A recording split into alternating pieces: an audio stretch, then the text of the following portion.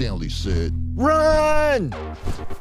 Chris started screaming. They ran underneath the creature, out of the room, and down a hallway. The creature is only a few feet away from them. They didn't dare look back.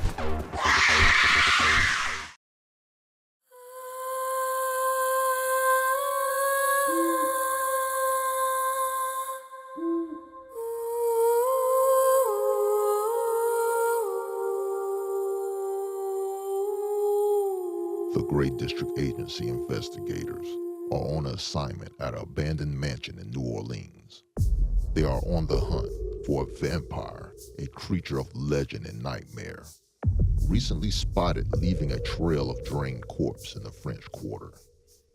The air was thick with tension as they prepared to face an ancient evil within the mansion's crumbling walls. Chris said, "This place gives me the creeps. Feels like it's waiting to swallow us whole." Tracie said, "I probably wouldn't be surprised if the roof caved in while we were looking for the vampire." Stanley asked Claire, the Great District Agency's AI. "Claire, what type of vampire are we looking for?" Chris said, "What do you mean? What type? Aren't vampires just pale-skinned bloodsuckers? Always portrayed as some kind of dark romantic being hooking up with women." "Actually, Chris, there are different kinds. Claire, can you give us a breakdown of this specific vampire?" Based on reports, a terrifying creature has been sighted that defies traditional monster tropes. Here's a breakdown of its characteristics. Physical description: bipedal, walks upright on 2 legs, likely exceeding human height. Leathery wings, similar to a bat. These wings allow for flight. Frightening appearance, described as monstrous and grotesque, more akin to a gargoyle than a vampire. Behavior and abilities: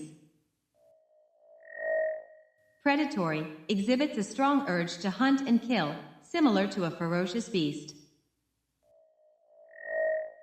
Superhuman strength, possesses immense physical strength, exceeding 3 times that of an average human.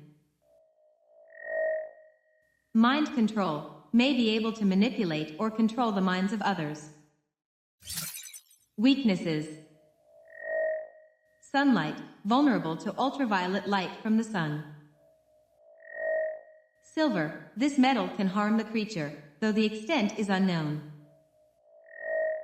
Decapitation, the only confirmed method to permanently unalive this creature. Important note: traditional vampire weaknesses, such as garlic and holy water, are reportedly ineffective against this creature. Additionally, staking it through the heart will only enrage it. This information paints a picture of a dangerous and potentially intelligent predator. Further investigation is necessary to understand its full capabilities and potential origins. Stanley said, "All right, listen up. We're dealing with a new kind of bloodsucker here. Forget your sparkly vampires from romance novels. This one's all teeth and claws." Tracie said, "Well, are we going inside or not?" The investigators went inside. It's cold, dark, and it smells of death.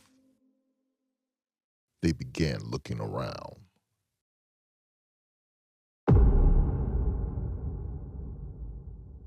Stanley said, "Okay, stay sharp. If you run into it, don't engage. Find a way out and regroup here in 30 minutes. Stanley found his way to a bedroom. "Man, it's extra stank in here." Stanley sees something in the middle of the bed. What in the? It's a large, grotesque pile of hot bat guano. Chris is in the large ballroom, looking around. He hears weird noises. Then he sees something moving. He started shaking. Then cautiously approaches.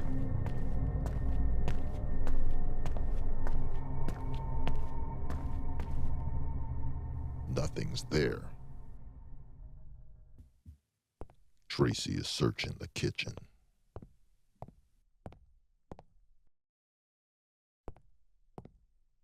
Years of neglect were evident in the layers of grime. Tracie said, Looks like someone... her words died in her throat as she sees the vampire in the window staring at her. It immediately flies off. Minutes later, the investigators stumbled back into the foyer. Tracie said, I saw it. It was standing outside the kitchen window. We stared at each other for a minute. Then it flew away. Chris said. Your looks probably scared it. Tracie gave a "I'll mush you in the face" look at Chris. Stanley said, I saw a large pile of steaming bat guano in the middle of a bed. It couldn't have been done no longer than 30 minutes ago. Chris said, Yeah, I was in an area that looked like a ballroom, and I heard strange noises. But I didn't see anything. Do y'all have y'all flashlights? Yep, yeah. We'll use our GDA flashlights, which emit UV light, to possibly paralyze it. And I'll restrain it with silver-coated chains, handcuffs, and shackles. While we're searching for it, let's use our ear comms to stay in contact. Okay. All right. The team resumed their hunt for the vampire.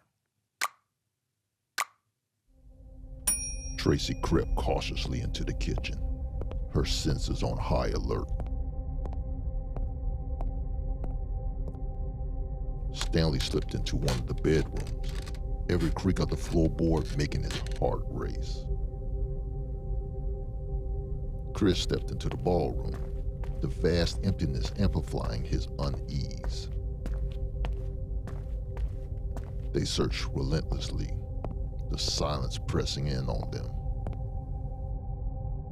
Stanley's voice cracked through the comms, breaking the eerie quiet. We've been at this for hours. I'm way on the other side of the mansion. Everyone, stay where you are and get some rest. It should be back before the sun comes up. Chris said, Can I sleep in the truck? No! Chris, we need you close by to help catch it. Now get some rest.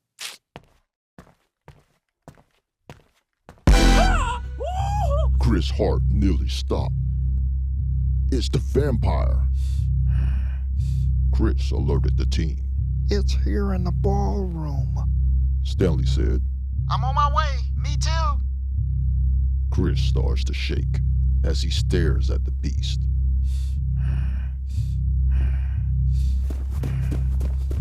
Stanley shows up. Chris, let's use our flashlights now.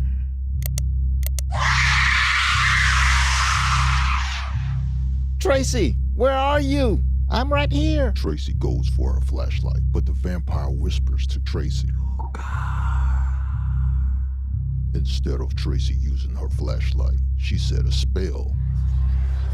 Nava mawas excelto. And the spell was directed at Stanley and Chris instead of the vampire. Their flashlights flickered and died, releasing the vampire. Frozen by the spell, they stood rooted to the spot as the vampire took its chance and vanished into the mansion. Tracie's spell faded. Chris yelled, Tracie, what have you done? You're a traitor. Hold on a minute, Chris. Tracie, why did you help it escape? Huh? Help it escape? What happened? I remember helping by shining my flashlight on the vampire. And then Chris started yelling at me. Stanley said, Are you feeling okay, Tracie? You just put a spell on me and Chris. And it caused the vampire to get away. I feel a little lightheaded and weak. I think it controlled you with its mind. You're going to have to sit this one out. Go to the truck. Okay. Tracie really didn't want to go, but she knew she wouldn't be able to help. Stanley said, It's just you and me, Chris. Let's stick together and follow the plan. Stanley and Chris discovered another room and began their search. Unbeknownst to them, a vampire lurked just outside the window, watching.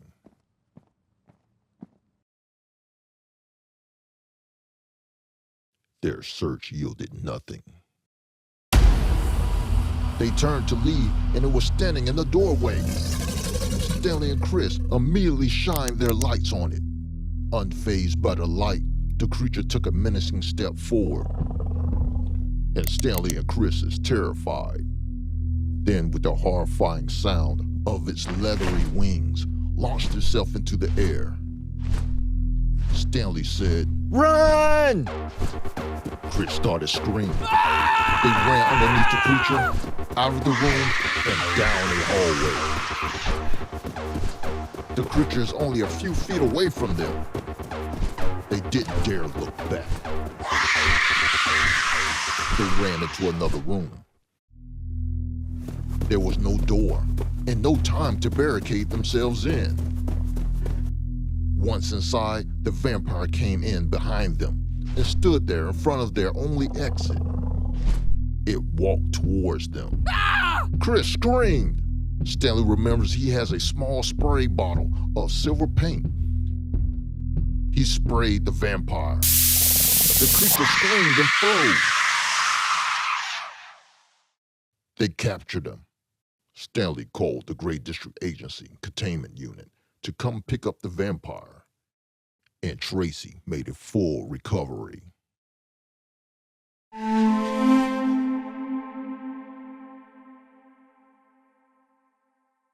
Tracie! Take her out! Tracie gets hit and falls out lifeless on the ground. In a small farmer town called Willow Creek, there was a 16-year-old girl named Anya. After she had her first menstrual period, she noticed she could make things disappear whenever she sneezed. She thought this could only be magic. She studied spells and became drawn to the ancient art of witchcraft. Her newfound passion was met with ridicule by her family. Despite this disapproval, she persisted in her studies, keeping her magical world a secret. However, a betrayal by the only person she told besides her family was her one trusted friend, which led to her secret spreading throughout Willow Creek High School. The guy she had a crush on didn't understand, and now he avoided her, further isolating Anya. And she was seen arguing with him about why he was acting that way. Later that day, tragedy struck when the boy Anya liked was involved in a car accident. The students blamed Anya, rumors about her witchcraft intensifying, and accusations of casting a curse on the boy. Despite her innocence, Anya felt powerless, alone, isolated, and desperate for a way out. Anya decided to run away deep into Willow Creek Forest that sits outside of town. And she found a refuge in an abandoned cabin. With her newfound sense of freedom, she turned the cabin into her sanctuary, exploring her passion for witchcraft without fear. Months turned into years as Anya lived alone. Initially, her solitude provided a sense of peace and freedom. But as time went on, the isolation began to take its toll, and combined with her resentment towards her family and the townspeople, it began to corrupt her. Anya's once innocent fascination with witchcraft turned into a twisted obsession. She began experimenting with dark magic, casting spells that brought chaos and misfortune to the nearby town of Willow Creek. Recently, reports of rumors swirled around Willow Creek High School after a couple of strange incidents. Eyewitnesses claimed to have seen a woman morph into a cat on the football field. That same day, a wave of severe cases of diarrhea swept through the student body. Then another sighting emerged. The same woman, this time transforming into an owl at a nearby farm. And the farm's livestock mysteriously perished. This case is for the Great District Agency an organization dedicated to researching and capturing unidentified creatures, paranormal entities, and cryptids. Case file GDA-3142. The Witch of Willow Creek.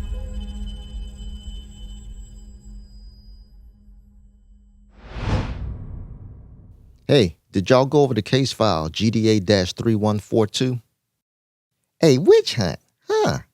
Sounds like that's right up my alley. A witch? Tracie, do you think you can handle a witch like you?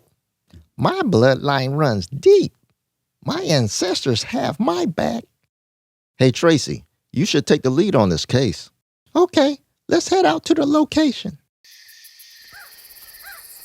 The team is trekking through the dense forest, their flashlights cutting through the darkness. I'm starting to think this was a bad idea. Oh, come on, Chris. It's just a forest. Just a forest? I feel like something could eat me at any moment. Chris, did you forget that we hunt and capture all types of beasts? Suddenly, they hear a chilling scream. That scream sounds like it came from that direction. They follow the sound, and they hear whispers all around them. The team stumbles upon a scary-looking cabin nestled deep in the woods. This got to be the cabin we're looking for. It's creepier than what I expected. Come on, let's get closer. Hey, my nose is bleeding. I can sense that there's a spell on you. Barada Yamanusu. Tracie had conjured up a spell to stop the bleeding. The lights flickered on and off from inside the cabin. Everyone, stay behind me. We're going inside.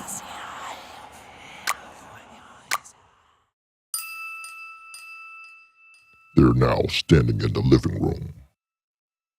Tracie senses a sinister presence. There's definitely something in here.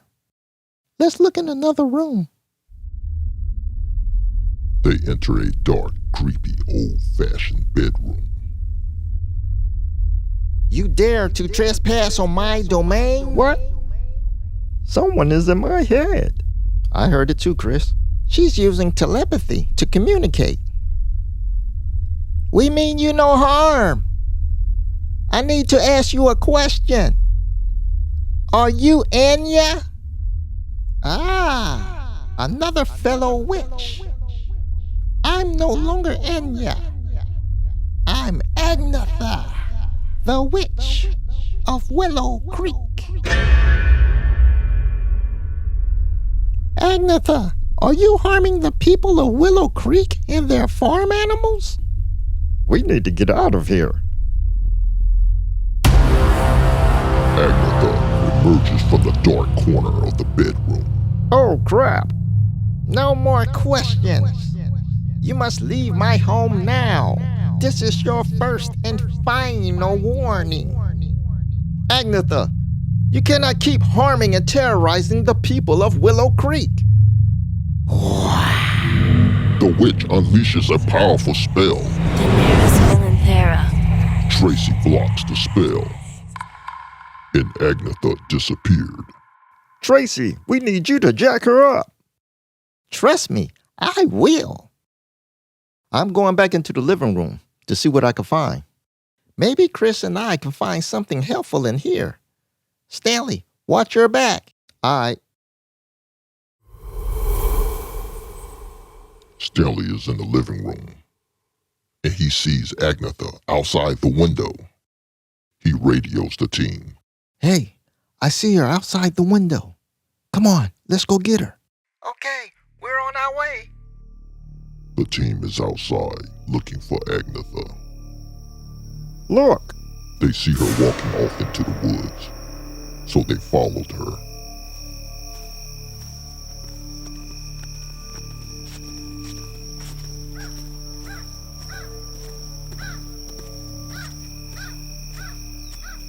Where did she go? Agnetha disappeared into the darkness. Hey Claire, what bloodline is she from? And give us more information about her.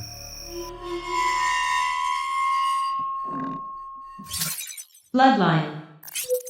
Agnetha is a third-degree priestess from the bloodline of Tracie. Tracie background. Circe was a Greek sorceress, the daughter of Helios, god of the sun, and Perseus, a nymph. She was able to create magic potions that transformed people into creatures. Agnetha abilities. Agnetha can transform people into animals, perform sorcery, witchcraft, illusion, telepathy, and transmutation. Agnetha appeared in front of them. Tracie is ready to protect the team, while Chris cowardly sneaks away. Agnetha, don't do this. A fierce battle began. Agnetha and Tracie exchanging spells and curses. Tracie! Take her out! Tracie gets hit and falls out lifeless on the ground. Stanley runs towards Agnetha to stop her. Then he gets hit by a spell, and he also falls to the ground.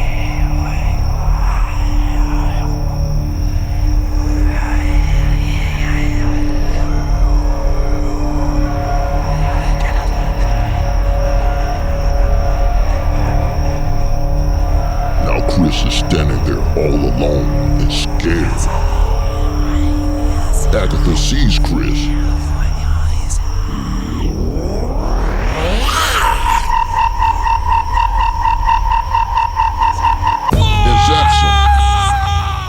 And he turns into a dog.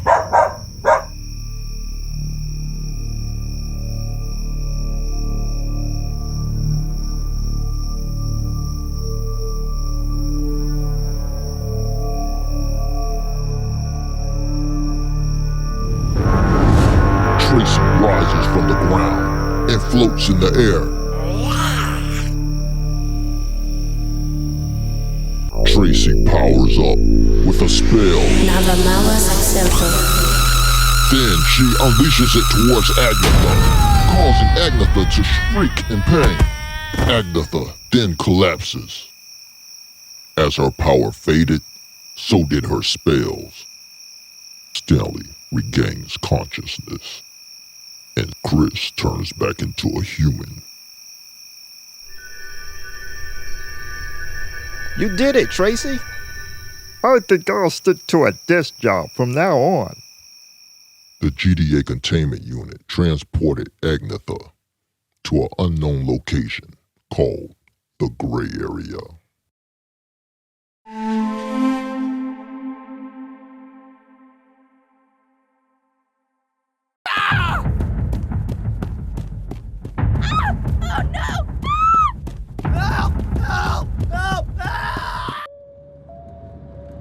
Linda Scarberry reported a terrifying encounter while driving home one night.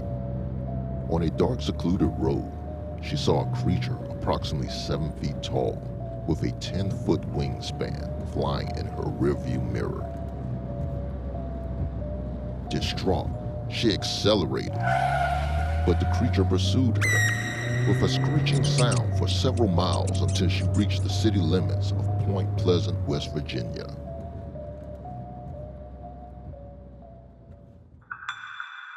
Over the next few days, after a local newspaper covered the incident, more people came forward with similar sightings. This case is for the Gray District Agency, an organization dedicated to researching and capturing unidentified creatures, paranormal entities, and cryptids. Case file GDA 2961, The Mothman.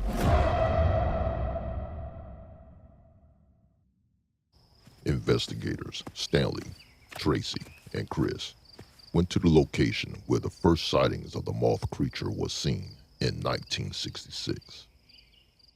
It's the Clifton F. McClintock Wildlife Management Area, known locally as the TNT area. It's a neutralized area located in Mason County in Point Pleasant, West Virginia. It sits on 3,655 acres of former wartime industrial land with several bunkers. Stanley asks Claire, the GDA AI. Claire, can you give us more details about this case? Sure.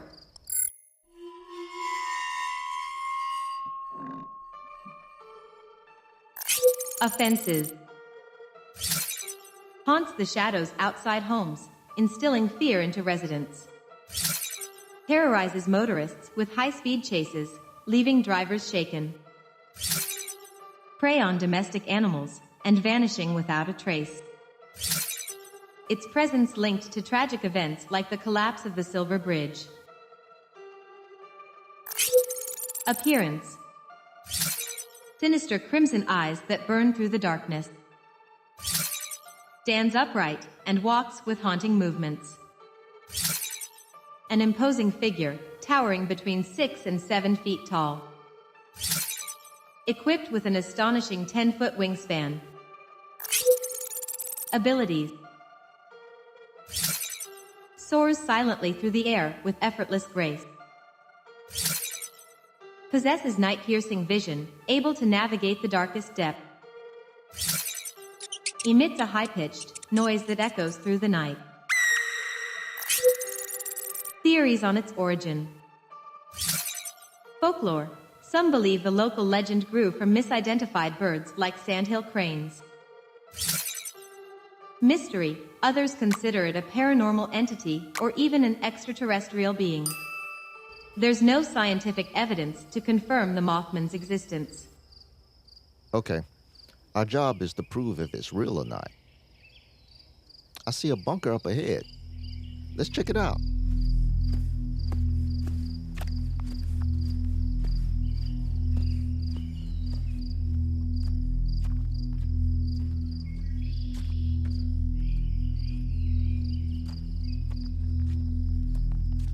The team stood at the opening of the bunker.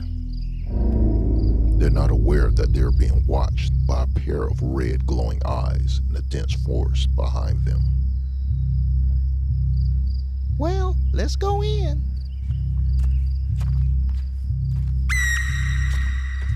Hey, wait up for me!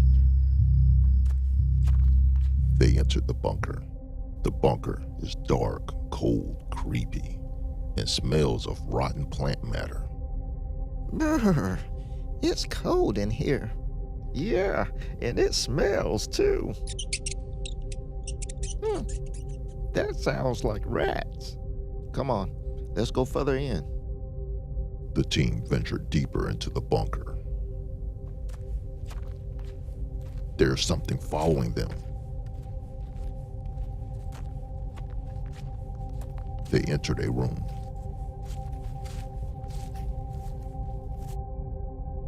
Look, do y'all see that over there? They see a pair of red eyes lurking in the shadows. Get ready. Chris whispered. Get ready for what? I'm getting ready to run. It stepped out of the shadow. It's a bird. When Chris screamed, he startled the bird and it flew out of the room. Well, that was easy. Case closed. It's a bird and not the Mothman. Chris, it's not that easy. We need to search this entire place. Come on, let's keep looking. The team continued their search for the Mothman. They found another room. This room seems different.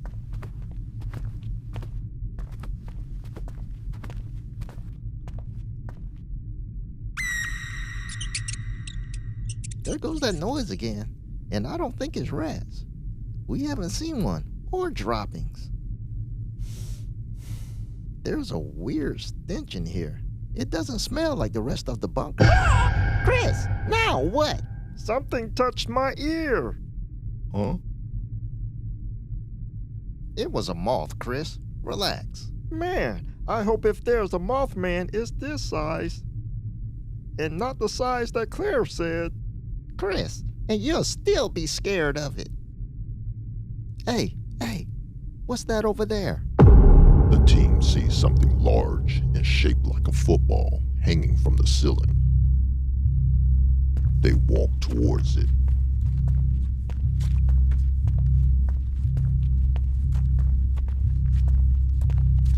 Is that what I think it is? What? A large football? Ha ha ha. Funny. It's a large cocoon, Chris. The cocoon is moving, like it's something alive inside of it. Well, this is definitely a moth cocoon. There must be more than one moth. This is the last room in this bunker for us to search. There's a noise coming from behind them. It's the Mothman.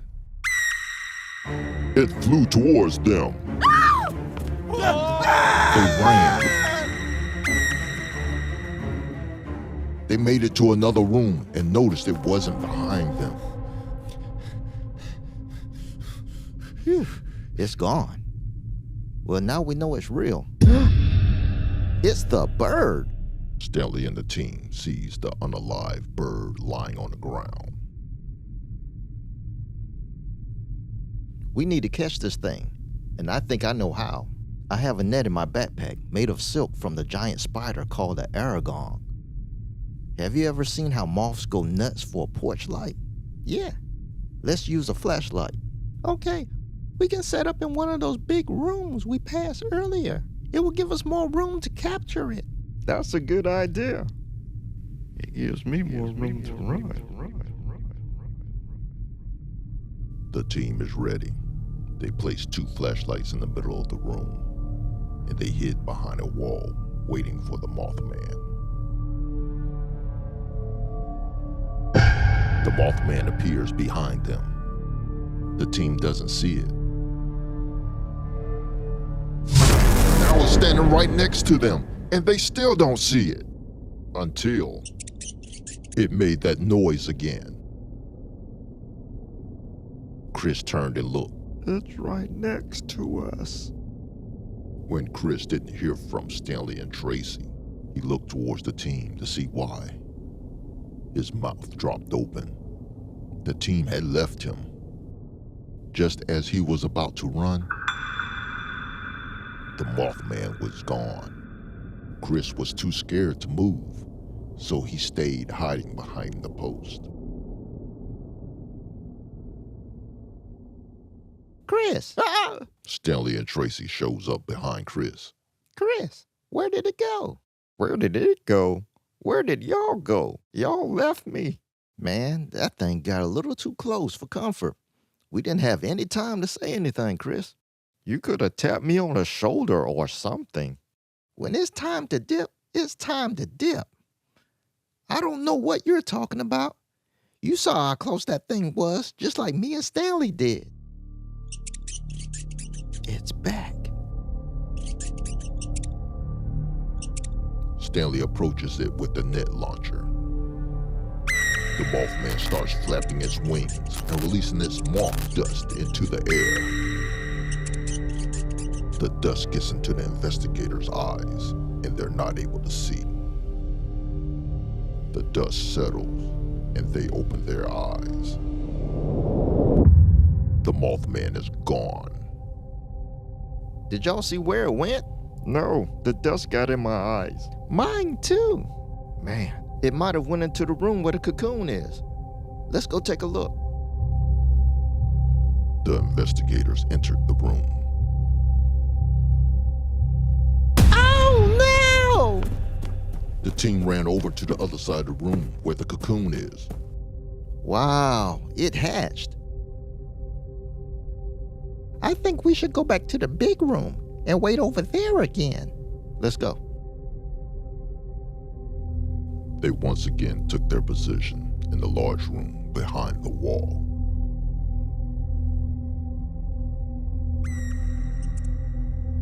They can hear it in a distance. Stanley, are you ready? Yep.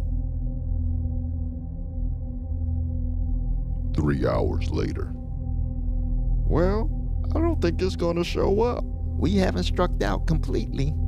The empty cocoon is still a valuable piece of evidence that can be tested. Let's get out of here. You don't have to tell me twice. But I have a feeling we'll be back. Keep a lookout for part 2. Make sure you subscribe and click the bell. Who are you talking to?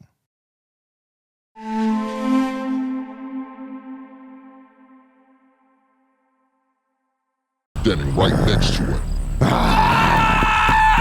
Chris ran off screen. It's chasing him.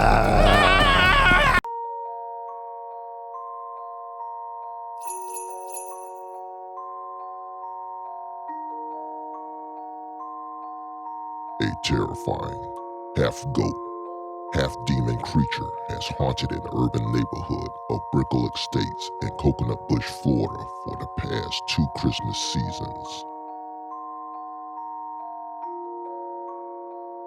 This elusive beast preys on misbehaving children. Hey, you! You over there! Come back here! Sucker!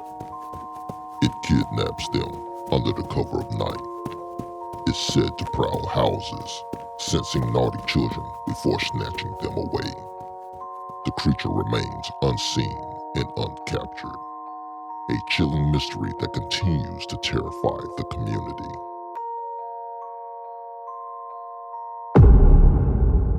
This case is for the Great District Agency, an organization dedicated to researching and capturing unidentified creatures, paranormal entities, and cryptids. Case file GDA-4805. The Krampus. The Great District Agency assigned the case to the agents Stanley, Tracie, and Chris. Hey, I was reading the case, and that's where my nephew Ronnie lives. Oh, he does? Let's go over to his house. Chris, is your nephew a good kid? No, he's actually a butt. Man, one day I fell asleep on the couch, and he cut a big patch out of my hair. Perfect. He's probably next on his list. Hey, that's my nephew you're talking about. Calm down, Chris. We're going there to protect him. And it'll give us a chance to capture it. Oh, he's bait now, huh? Come on, let's go.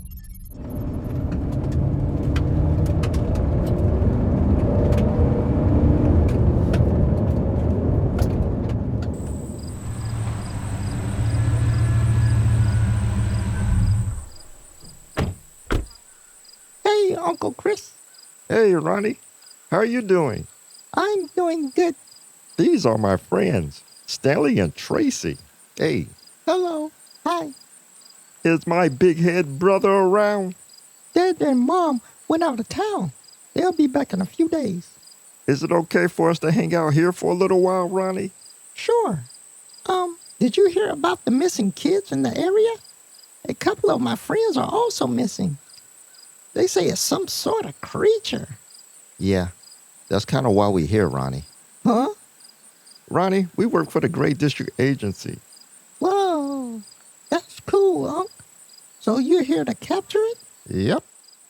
The agents entered the house and waited for the Krampus. 4 hours passed. Stanley stepped outside.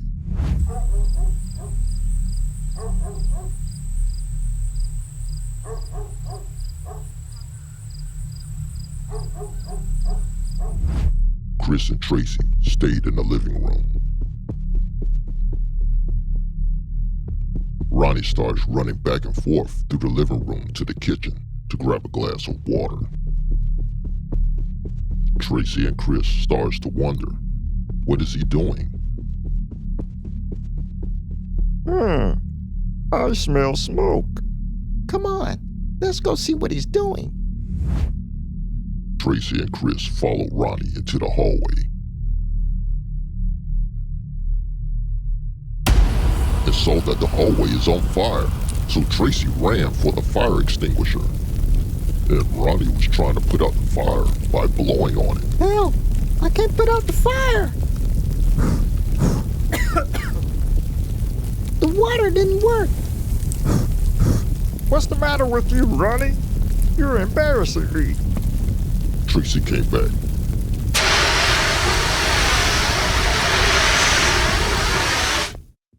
I'm glad we had the fire extinguisher on the truck. Ronnie, why were you trying to blow it out with your breath? The glasses of water didn't work. Yep, y'all two are related, all right. Stanley returned. What happened? Man, Ronnie almost burned the house down. Something's on the roof. Chris started shaking. Let's go outside and see what's up there.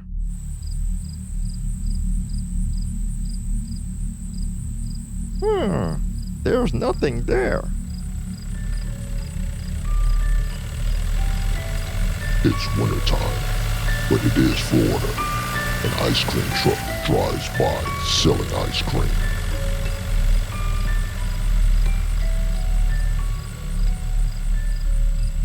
They see Krampus standing on a roof. Krampus jumps over to the neighbor's roof. And to the next one. I will be back for you, Ronnie. For me? Why me? And how did it know my name? Because you're a bad little boy, Ronnie. What did I do? Ronnie, you almost burnt the house down. Stanley asked Claire, the GDA's AI, about Krampus. Claire, what do you know about this Krampus?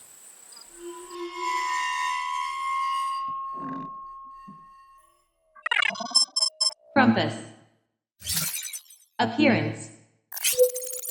Krampus is often depicted with dark hair, long horns, a goat-like beard, fangs, wears a Santa-like robe, has a long slimy tongue, and it's about 6 foot 4 inches tall. Purpose.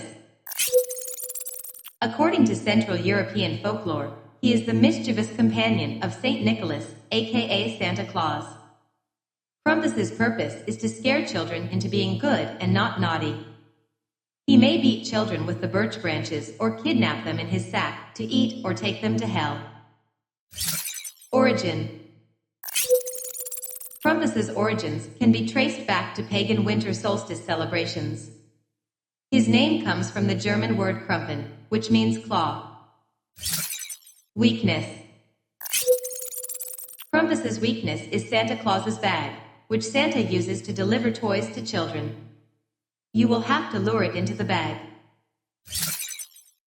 Balance of good and evil. Krampus reminds us that even during the festive season, there are consequences for bad behavior. Fear and redemption. The fearsome appearance of Krampus encourages children to reflect on their actions and strive to be good. Oh, that's why he's after me. Do we have a Santa's bag? Claire, contact the GDA to see if they have one, and for them to get it to us ASAP. Okay. All right, let's go back into the house. They ventured back into the house. Stanley. The GDA has one in their vault. They're flying it out via a drone.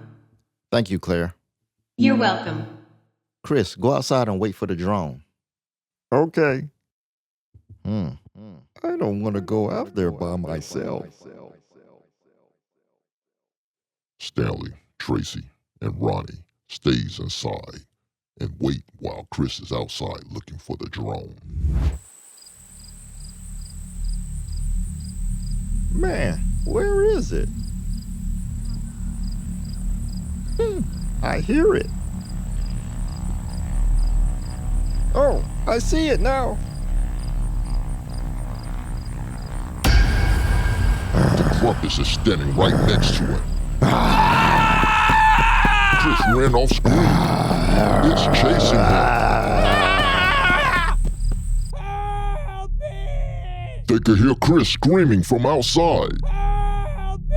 No, not Chris! Tracie, Stanley, and Ronnie ran outside to see what's wrong with Chris. They didn't see Chris or the Krampus. Chris! Chris! Uncle! The neighbor's garage door opens.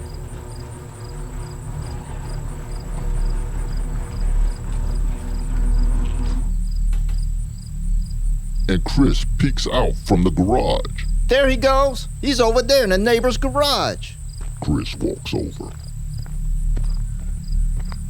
Chris, what happened? I seen it over there by the truck, and then it chased me. Well, it looked like it's gone now, Chris. Oh, Let's get back inside. Grab the bag, Chris. Stanley has an idea. He had Chris place the Santa's bag in the fireplace. Since the Krampus is known to come down the chimney like Santa Claus, he will land in the opening of the bag. He also asked Tracie to put a spell on the bag. Informatis glaciolis. It will magically trap the Krampus inside. Where's Ronnie? I think he went to the bathroom. He's outside. The agents went back outside. Now they're looking for Ronnie. Ronnie! Ronnie! Psst. Psst. Psst. Over here. Ronnie is in the backyard, jumping up and down over the privacy fence so the team could see him. What are you doing, Ronnie? Hiding. It chased me. It was standing right over there where you are. Chris started shaking. They looked around, but it wasn't there. We don't see anything. And you shouldn't be outside. I know. But I dropped my phone, and I went to go get it. Get back inside now, Ronnie. Okay. The Krampus stepped out of a tree and onto a neighbor's roof.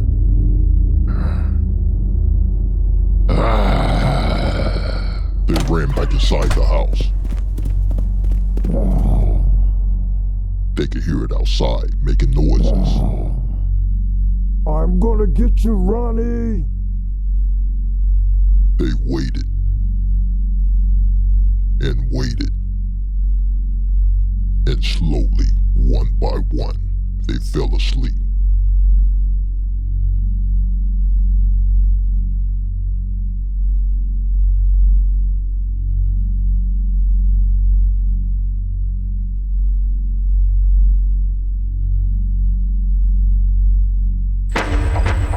Krampus is on the roof.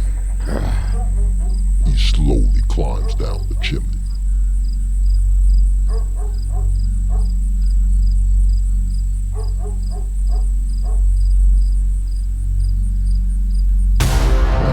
They woke up. Krampus is in the bag, and he's trying to get out. That was cool. We got it.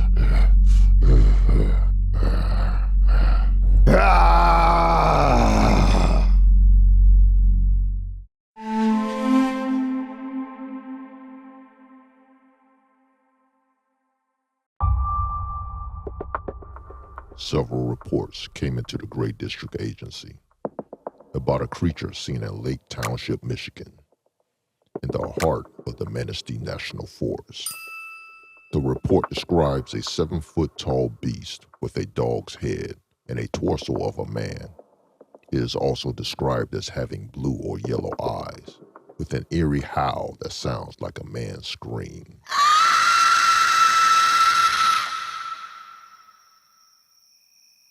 Stanley, Tracie, and Chris are out on the case. Stanley said, According to the report, it sounds like it might be a dog man. They are known to be in this area. But it also can be a werewolf. We won't know since it is a full moon. Tracie and Chris have a curious look on their face. So Tracie asked, What's a dog man? and Chris said, Yeah, what is a dog man? It sounds like a werewolf to me. Stanley asked Claire, the Great District's AI. Claire, probably you can explain it better than I can. What is a dog man, and what's the difference between it and a werewolf? Werewolves shapeshift from a human to beast, and dogmen don't. Dogmen do not have advanced healing properties like werewolves. Werewolves are susceptible to silver, whereas dogmen do not have a vulnerability. People can become werewolves if bitten by one. Dogmen are not able to pass on a curse like a werewolf. They tend to stick to temperate regions with access to fresh water and game. Their favorite food source is deer, but cattle, sheep, and goats are also highly sought prey. But if their food source is scarce and hungry enough, they will attack humans. For the most part, dogmen have tracking abilities like a bloodhound. They do have a larger snout than scent hounds, so their tracking abilities are more robust and can track down to 1 particle per billion. That's similar to a great white shark's ability. Dogmen are also more intelligent than a dog, though not at the level of a human. When chasing their prey, they can think ahead or even make rudimentary traps. In general, these monsters prefer to hunt alone. Tracie said. Look over there. It's a cabin. Let's go take a look. Chris said. Here we go again. The investigators started walking towards the cabin. There's howling in the distance.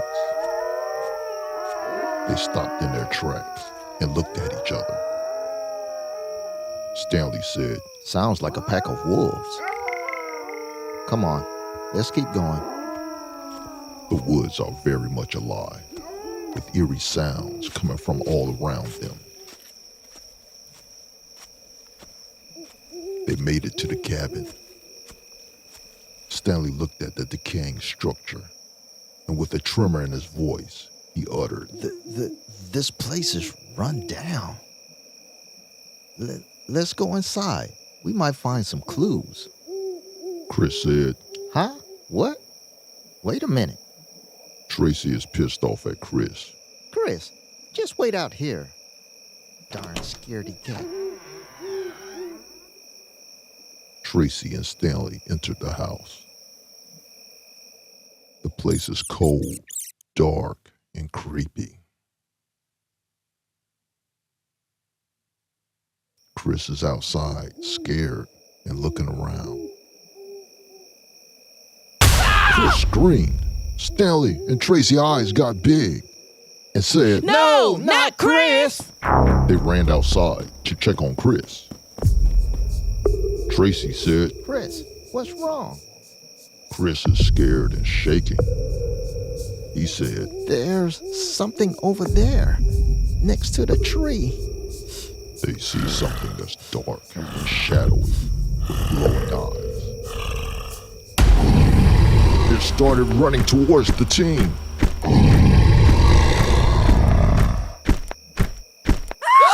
The investigator screamed and ran into the cabin. The creature is pounding and clawing at the door, creating an unsettling noise of terror. All of a sudden, there is silence. The beast stopped trying to get in. Stanley said, We need to turn this around. It needs to be trapped in here, not us. Chris said. Do you think it's gone? Stanley said, I don't know, Chris. Why don't you go out there and look? Not me. Stanley stared at Chris with a mean look and said, Well, I'm not going to pull rank this time, and we can't stay in here forever. I'll go. Tracie is worried and said to Stanley. Keep your head on a swivel, Stanley. Stanley peeped outside the door. Then he walked out there.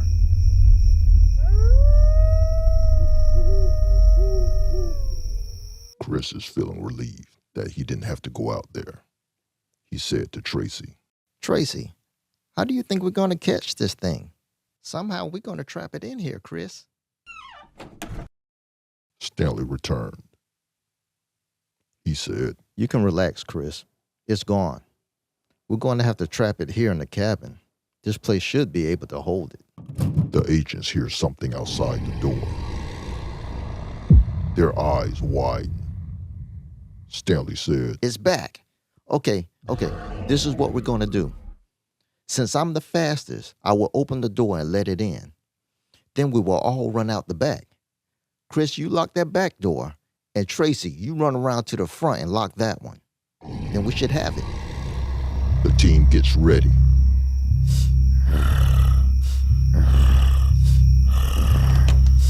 Stanley opens the door. The beast rushes in, and the team runs to the back door, and the beast chases them. They made it out the back door, but Chris forgot to lock it. Stanley and Tracie ran one direction, and Chris ran another, screaming, with the beast right behind him. Help me! Help!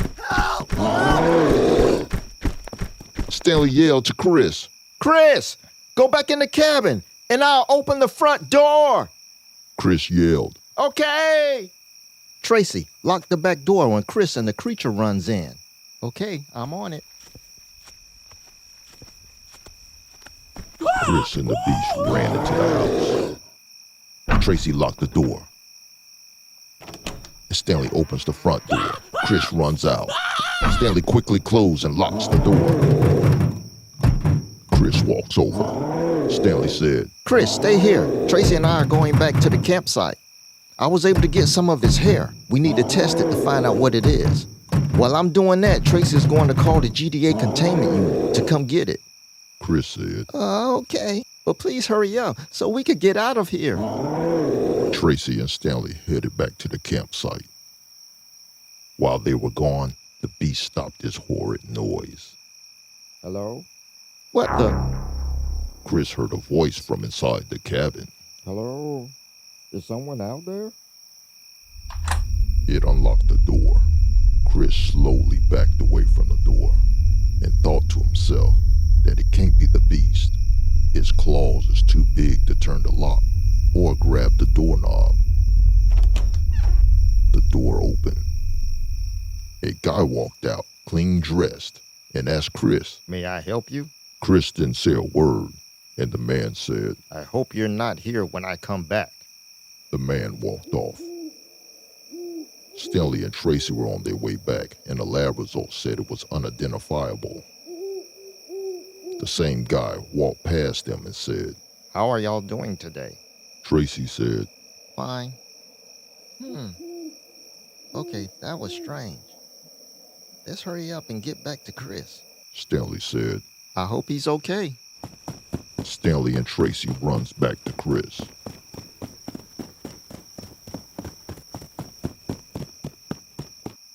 Tracie asked Chris. Did someone walk by here? And Chris, why is the door open? Chris said, That guy came out of the cabin. And I looked inside, and I didn't see the creature anywhere in there. They paused and looked at each other and said, That was a werewolf?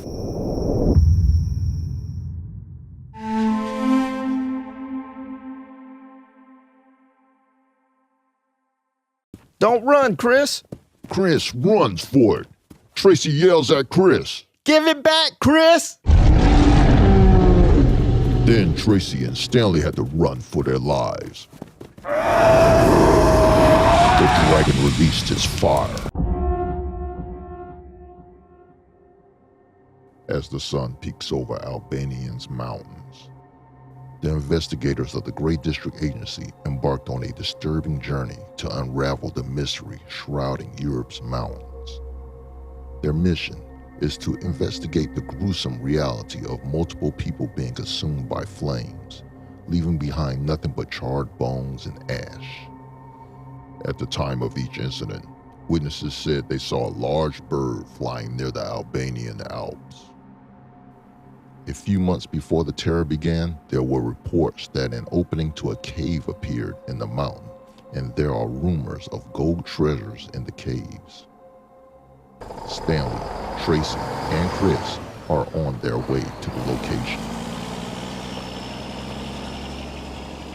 Chris asked Stanley, Stanley, are we heading over there? Yeah, Chris. The cave is just on the other side of those mountains.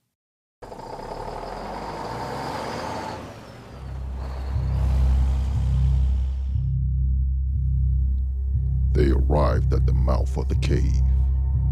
An unnatural quiet hangs heavy in the air, broken only by the occasional drip of unseen water echoing from within. The team ventured into the cave. Inside is a stale smell of smoke, sulfur, and pumice that stings your nostrils. It's a smell that also speaks of something else, something primal and unsettling. A bat flies over their heads, and Chris and Tracie scream. Tracie says, Oh, Lord, I don't do bats, Stanley. Tracie, don't worry. They're not going to mess with us unless they have rabies. Keep playing. I'll leave y'all right in here by yourselves. Chris said, You telling me out of all the creatures we investigated, and you're scared of a bat, Tracie? Yeah, and you're scared too. By the way, you're scared of everything, Chris. At least I'm consistent, Tracie. Well, you're right about that, Chris. Stanley said, All right, y'all.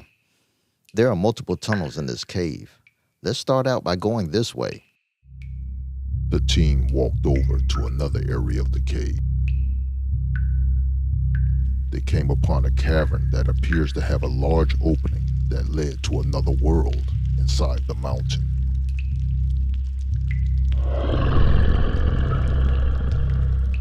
A deep, menacing growl vibrated out the shadows. Chris immediately started shaking uncontrollably. Stanley and Tracie were also frightened by the growl. They looked around, confused, and didn't know where the sound came from. Tracie said, That sounds like it's something huge. A loud roar sounded like it was right next to them. They screamed and ran. Somehow they ended up separated in caverns among the cave system. Stanley called out to Tracie and Chris, and they did the same. Tracie! Chris! Where are you? Stanley! Chris! Stanley! Chris! Stanley! Tracie! Stanley asked Claire, the Great District Agency's AI, for more information about this creature. Claire said, According to what you described, it's possibly a red dragon. When dragons are in the presence of gold, it amplifies their mythical prowess. It is said that dragons consume gold to maintain their vitality and magical abilities, making it an essential part of their existence. Gold helps to break down the shell of dragon eggs so they can hatch. Dragons also sleep on gold and jewels, and their weight embeds them in their skin to provide additional armor. Losing even one coin or tiny trinket could cause a red dragon to fly into a rage and hunt down and mercilessly destroy the supposed thief. If they could not, then they would rampage across the land, slaughtering all they encountered and devastating local settlements where a thief might hide. Red dragons also gain an array of magical powers as they age. over where Chris is at. Chris notices something out the corner of his eye. It's shining. As he looks, he realizes it's a pile of gold treasure. But the fascination of the gold is instantly stopped by terror. Behind the glittering treasure, a monstrous nest sprawled, dwarfing a small house with something sitting in the center of the nest. Chris' throat constricted. Those weren't rocks. They were enormous, scaly eggs. Over where Tracie's at, Tracie hears something moving. She quickly hides behind a boulder. She looks left and right, kneeling behind the rock, as the sound gets closer and closer. Tracie screamed. It was Stanley, and he said, "What are you doing, Tracie? I thought you were some animal, Stanley." "Nah, but I didn't mean to scare you, Tracie." "Is Chris with you?" "No, I was thinking y'all was right behind me. Tracie, Claire think it's a dragon. Huh? A dragon? Yeah, we have to go find Chris before it does. Tracie and Stanley went looking for Chris.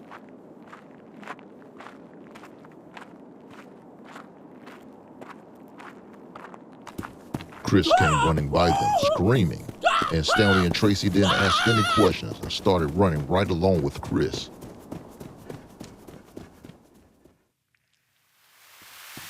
They made it to a cavern. Stanley asked Chris, Why were you running, Chris? A spider was crawling on me. Really? A spider, Chris? Yeah, it could have bitten me. But anyway, I found some gold coins in a huge bird nest about the size of a house. Stanley said. It's not a bird's nest. Claire think it's a dragon, Chris. A dragon? Chris takes them to see what he had found.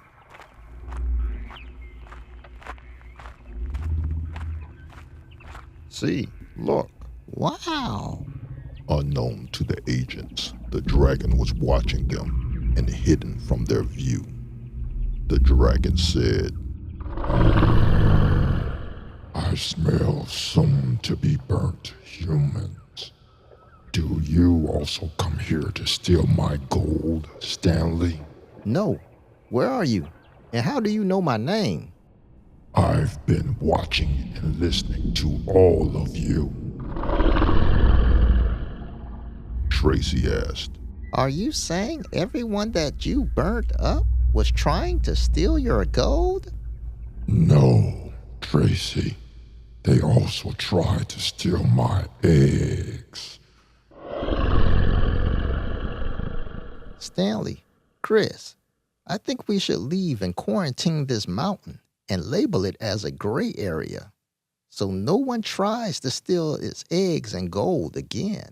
You cannot leave. It's time for you to burn. Why? The one you call Chris has stolen from me. Tracie and Stanley looked at Chris.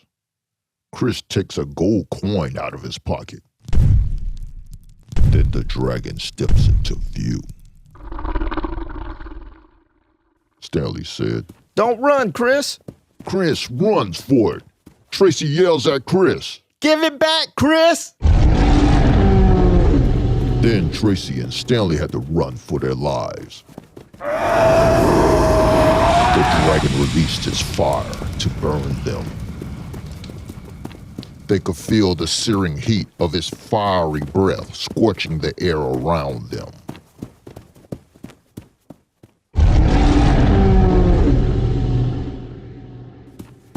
They escaped from the dragon. Stanley said, Chris, why did you take the coin? And why you didn't give it back? You're going to get us all burnt up, man. I don't know why I did that, Stanley. Well, Chris, you put us in a heated situation. And you know what I mean by heated.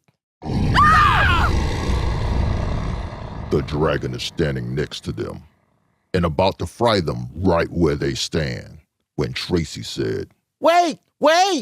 He will give it back right now! Give it back, Chris! Okay. Chris lays the coin on the ground. Here's your coins back. The team makes a break for it and runs to the mobile lab. Stanley is on the phone with the general counsel at the GDA's headquarters, asking them how should they proceed with the case, since the dragon was only protecting his eggs and gold. Stanley said, Well, y'all, the council said we have to capture it. Tracie said, What?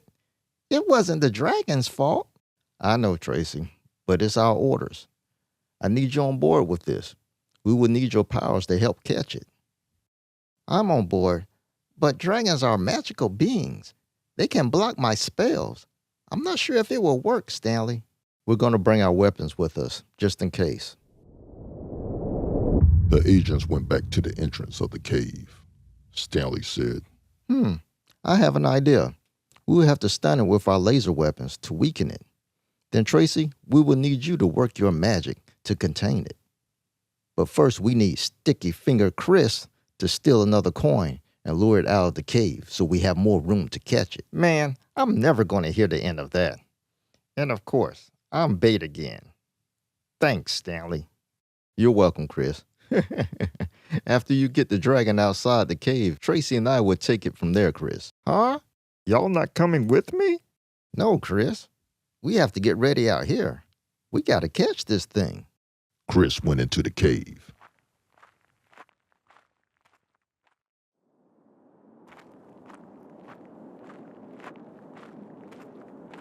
He's trying to remember where the gold is. He's walking from one section to the next.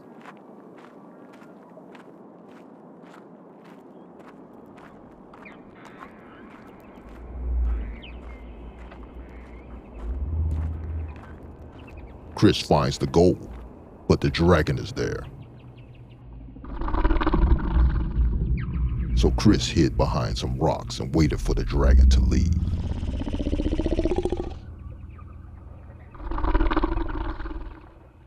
The red dragon slowly walked away. Chris went for it. As soon as he grabbed the coin, the dragon came after him, and Chris ran. He made it outside, screaming. Stanley and Tracie was ready, but the dragon wasn't behind Chris. Then the dragon came out of nowhere and grabbed Chris. Stanley and Tracie started shooting at it, but they missed, and it flew away with Chris. Now they're worried. What will happen to Chris? Tracie said, Let's go back inside. There must be another entrance where the dragon has taken Chris. Yeah, you're right. Come on, let's go. Tracie and Stanley ventured back into the cave. They made it to the dragon's nest, but they didn't see any signs of Chris or the dragon. They heard a sneeze. Then they seen Chris poking his head up out of the dragon's nest. Chris said, We need to hurry up. It will be back soon. Stanley said, Chris, get out of the nest. We're going to go ahead with the plan right here. Let's hide, and I'll let everyone know when to stun the dragon. Then, Tracie, you work your magic. They hid behind the boulders. Stanley said, It's back. Get ready. The dragon noticed Chris was missing. Where are you? I can smell you, Chris. And I smell that you're not alone. Stanley yelled. Stun it! Stun it now!